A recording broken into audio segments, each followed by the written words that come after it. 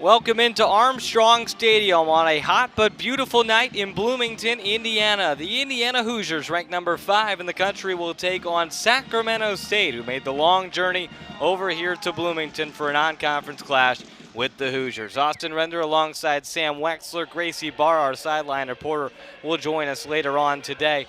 But Sam, this is a game for Indiana coming off of a loss to Butler. Todd Yeagley in his 10th season with the Indiana Hoosiers.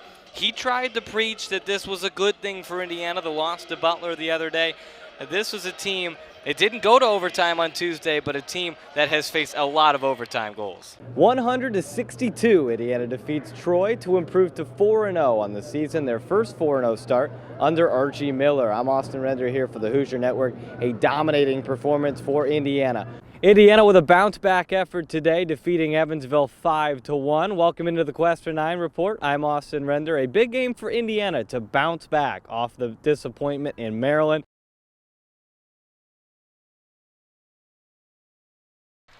Good evening, ladies and gentlemen, and welcome to Bloomington, Indiana, as the number 20 Indiana Hoosiers host the Wisconsin Badgers in a Big Ten battle at Simon Skjodt Assembly Hall. So glad you could join us. Austin Render with Kendall Bowers here for BTN Plus. And Kendall, a great game on Monday night for Grace Berger has helped Indiana now win 2 straight, and she's really the piece of the puzzle that's helping Indiana take the next step. And you can see the series history there. Wisconsin will have a tall task today. They are down 49-23 in the series history. Here in Bloomington, Indiana is 31-4 in games against Wisconsin. So this has kind of been a house of horrors for the Badgers. And if there's someone to look for, it's that forward that I mentioned earlier, Imani Lewis, that will be starting today. She's been fantastic for Wisconsin. Absolutely. Imani Lewis is kind of like, you can parallel her to Berger in the sense that they're both sophomores. They're both having standout seasons. They're both Lewis is taking a leadership role on her squad and just dominating on the court no matter what the season turns out to be for the team as a whole. Well, she's been on fire of late. 10 straight games in double figures, just had her 4th 20-point game. We'll get things started with Alexa Gulbe tipping against Abby Leszewski, and the Hoosiers win the tip. And the pink uniforms will start with the basketball. Austin Render, Kendall Bowers, Riley Kine here with you on BTN Plus. So glad you could join us here on this Thursday evening. The Hoosiers start with Berger, Patberg, Penn, Wise, and there's Gulbe inside, but can't get the shot to go. And Beverly will push the pace for the Badgers. Certainly a defensive first mentality for Wisconsin. Not going to try and get into a shootout. They only average about 65 points per game. Great block by Alexa Gulbe out of bounds. It'll stay with Wisconsin. And that's what Alexa Gulbe does well, defend the post. Absolutely. And while you said that Wisconsin only tends to have about 65 points per game, they're capable of keeping, especially within Big Ten play, keeping their opponents to under 75 points a game. So while they might not be the most successful offensively, they work hard to make sure that their opponents aren't scoring as well. And Van Leeuwen starts it off with the first basket of the game. And the Badgers are up a couple. Hoosiers, good ball movement. Berger a 3, doesn't go. Offensive board to Alexa Gulbe. Berger, an efficient night on Monday, was 10 of 13 for those 25 points, her first career double-double. But Indiana needs more from some of their other contributors as Berger almost banked it in. And the rebound to Wisconsin. Indiana's still looking for more from Jalen Penn, from Brenna Wise. If this team wants to be that top 20 team they know they can be. Shot up, no good from Leszewski, but it's out of bounds. It'll stay with Wisconsin. I think both teams' goals at this point is just to make sure that they keep their opponent under the threshold that they know they can, and for IU, it's just making sure that they're making up for that by being as offensively strong as possible. And the Hoosiers certainly a very sound defensive team. Wisconsin's only allowed one Big Ten team to over 75. And the bucket in for Leszewski, the 6'3" senior from Jupiter, Florida. And Wisconsin's off to a good start. Nearly 2 minutes in. Indiana's been on a bad rotation here of bad starts as Gulbe misses the shot. It started against Northwestern. They went down early. And then they went down at Maryland and struggled against Penn State and Minnesota. They trailed to Minnesota at the end of the first quarter on Monday. And slow starts have been a bad pattern. A foul there on Jalen Penn on the drive from Nia Beverly. And 2 free throws coming up. I said as long as they don't let those slow starts hinder them the entire game, they have plenty to go. Wisconsin kind of has the reverse mentality where they tend to lead and then let that lead dwindle towards the end of the game, which has been something that they've struggled with all season.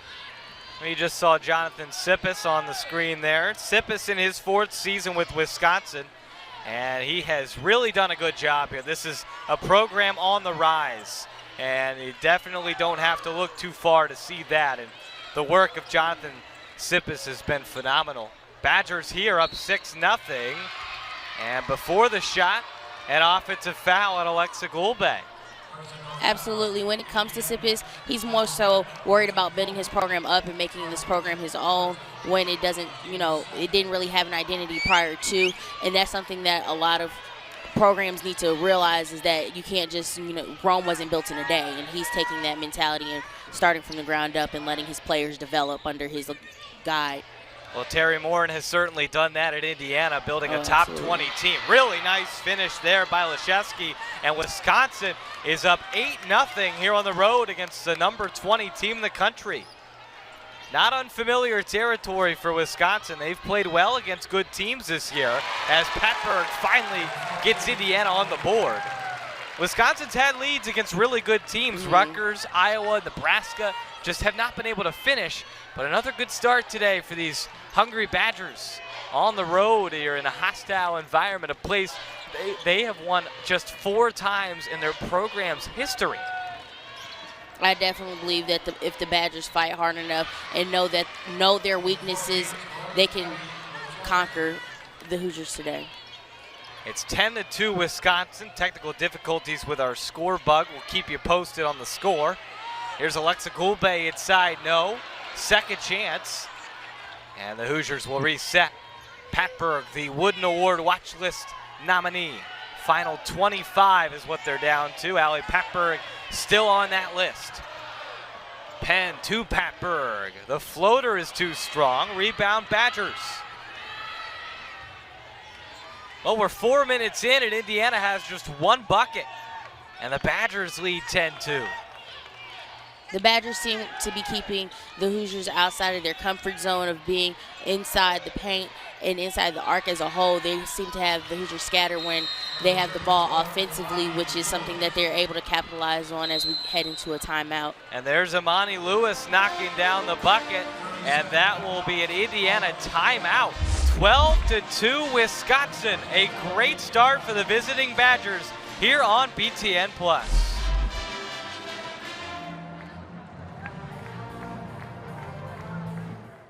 Welcome into the classiest version of Quest for 9. I'm Austin Render, and Indiana gets a big win today, 1-0 over Sacramento State. They score late. Josh Penn, the 75th minute, breaks the tie. The freshman now has 2 goals on the season, but it was a different feeling for Indiana today. They've played so many come-from-behind games, so many overtime games, and Todd Yeagley talked about how it was a different challenge today, playing with and protecting the lead.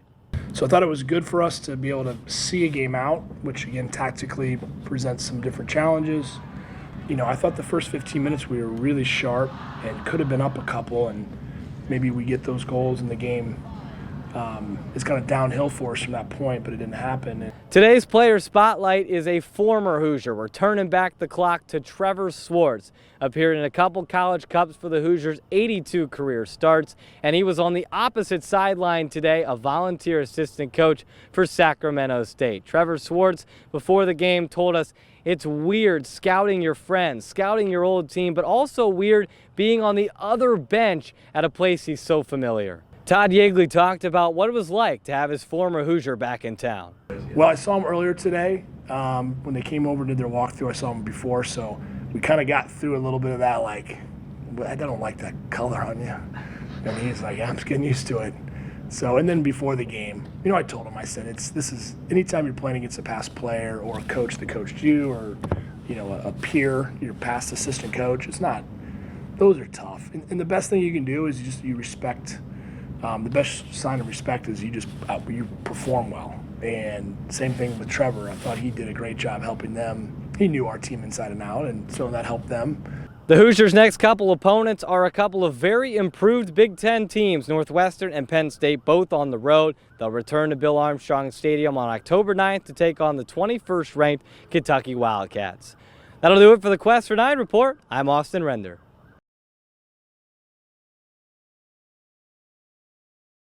I'm Austin Render here with Thomas War of the Indiana men's soccer team. And Thomas, we stumbled upon some of your hockey stats. I guess my first question is how good would you say you are as a hockey player? I'm fairly good. I scored a decent amount of goals throughout high school. Stats don't really matter. I was able to win a state championship my freshman year playing on the same high school team as my brother.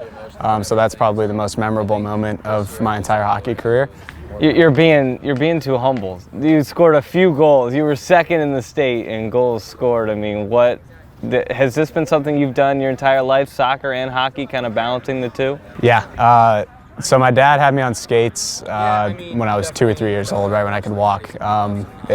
He played it his whole life. It's kind of something that's run through my family. My older brother played it, so it's always been a passion of mine. And growing up, it's been soccer and hockey, and finding the balance between them until a certain point. Until I got to college, I was actually lucky enough to play both of them throughout high school. That was something that was really important to me, playing in an academy, that I could continue to play hockey, because obviously it's really important to me. So it's definitely something I miss, but yeah, hockey's a huge part of my life. Have you touched the stick recently, gotten out there? I don't know if Coach knows this, but I got on the ice over Christmas break and played in our high school alumni game. Okay. So there's no contact, Coach, don't freak out, so I'm not going to get hurt. But yeah, and sadly I was pretty terrible. No goals? Well, I scored. Okay.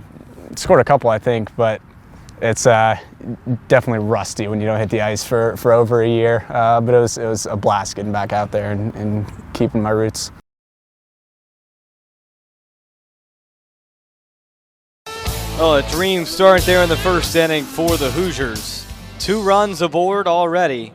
Couple of singles from Richardson and Barr, and then a huge double down the left field line by Jordan Fusey, and the Hoosiers are up a pair, 2-0. Bottom first, and a new Friday pitcher for the Hoosiers. Gabe Bierman moves into the Friday spot. Tommy Summer will pitch tomorrow, and that's something that Justin Parker told us before the game that they had planned on doing. Both guys knew that this would happen at some point. They didn't like going lefty, righty, righty for when they start to play the same team over weekends, and that starts next week with San Diego. So Indiana wanted to mix it up a little bit, go with the righty, then the lefty, and then the righty. Because Bierman and Tucker have similar releases, they're similar pitchers, they wanted to spread them out a little bit. So Indiana will move Bierman to the Friday night spot, which does mean he's working on one less day of rest after throwing 105 pitches last Saturday. So he will be on a little bit less of a pitch count today than maybe normal, but still all signs good to go for Bierman moving up a day. He's the Friday starter today, and he'll deal with the top 3 of this East Carolina Pirates lineup: Lane Hoover, Zach Agnos, and Alec Burleson. Hoosiers around the infield: Cole Barr, Jeremy Houston, Drew Ashley, Jordan Fusey, and the outfield: Elijah Dunham, Grant Richardson, Hunter Jesse. Hopkins behind the plate. First pitch from Bierman, inside corner for a strike. Pirates have to respond after the Hoosiers put 2 on the board here in the first. A liner right to third, and Cole Barr catches it shin high. That one had some heat, but Lane Hoover is out on a line out to Cole Barr. Again, they don't call it the hot corner for nothing. That one was coming in with some speed, and all you got to do is stick your glove out. That's what Cole Barr did. He made the grab. Zach Agnos steps in now. 6-foot freshman from Haymarket, Virginia, is hitting .233 so far this year. He's the place setter for Alec Burleson, who's coming up next. The pitcher and the batter for ECU. First pitch is a ball from Bierman, 1-0. And Bierman went 6 2/3. That's a career high. 105 pitches and 11 strikeouts. A called strike there to Agnos. All career highs for Gabe Bierman in a huge win for Indiana over the host South Alabama last weekend. Spearheaded by the great effort by Bierman on the mound. Just misses on the 1-1 low. It's 2-1 here to Agnos.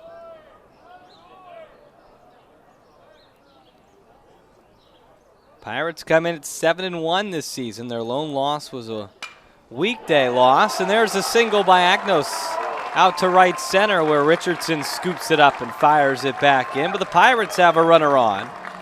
Same way that Indiana did it, an early out and then a single, and now it's Alec Burleson's turn.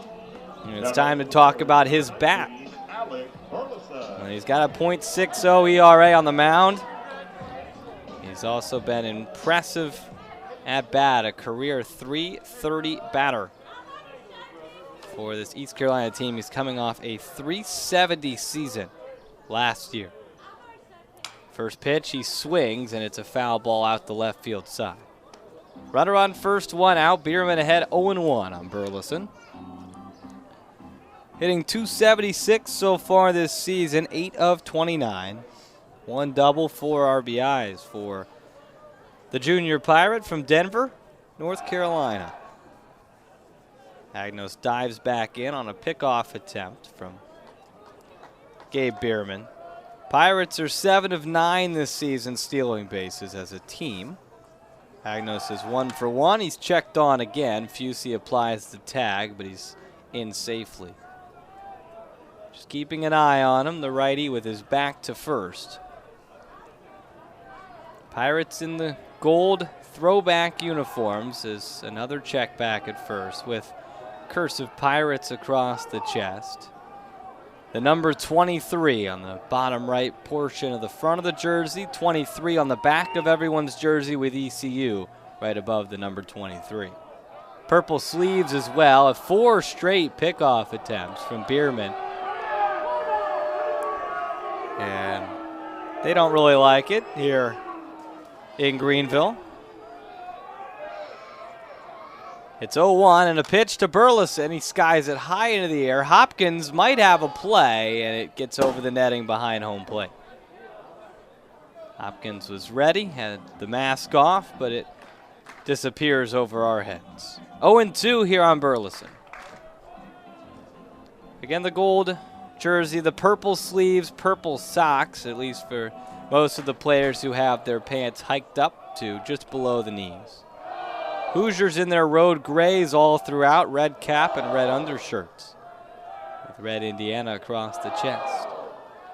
0-2 to Burleson, outside 1-2.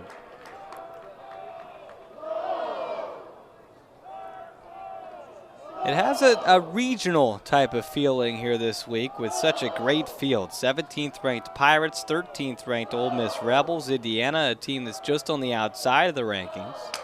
Burleson shoves it to short. Houston tags on the bag for 1, to first for 2. Jeremy Houston takes care of it himself. A double play gets Gabe Bierman out 1-2-3. And the Hoosiers protect a 2-0 lead through 1 here on IU Hoosiers Radio.